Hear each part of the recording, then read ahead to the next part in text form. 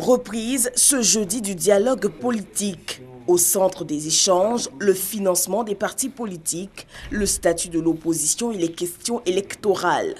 Au terme du huis clos, Pascal Affinguesson s'est réjoui de l'avancée des discussions. Le gouvernement entend financer de façon exceptionnelle les partis politiques se présentant aux échéances électorales 2015. Nous avons donc pour cette opération spéciale et particulière discuté des modalités, des critères de financement, des critères d'éligibilité et de l'enveloppe que le gouvernement entend mettre à la disposition des partis politiques.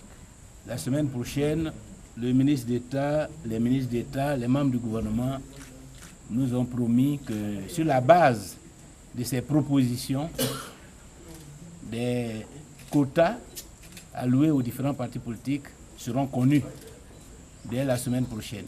S'agissant du statut de l'opposition, des dispositions devraient être mises en œuvre. Elles portent sur le droit à l'information, à l'interpellation, à la liberté d'expression et à la sécurité.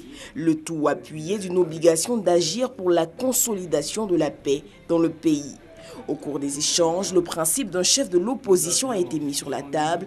Il a été battu en brèche, une représentation protocolaire étant mieux appréciée. Autre point évoqué, le code électoral, le vote électronique, la réconciliation, des points étudiés en vue d'aplanir les zones d'ombre et atteindre des élections crédibles en 2015. Les questions factuelles ont été traitées, notamment les questions du dégel des comptes.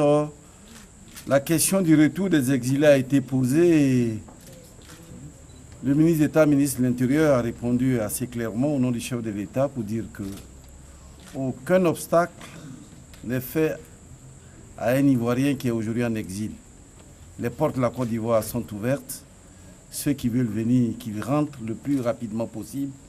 Et l'idéal serait que, avant l'élection présidentielle, tous ceux qui sont exilés rentrent pour participer à la vie démocratique de la Côte d'Ivoire.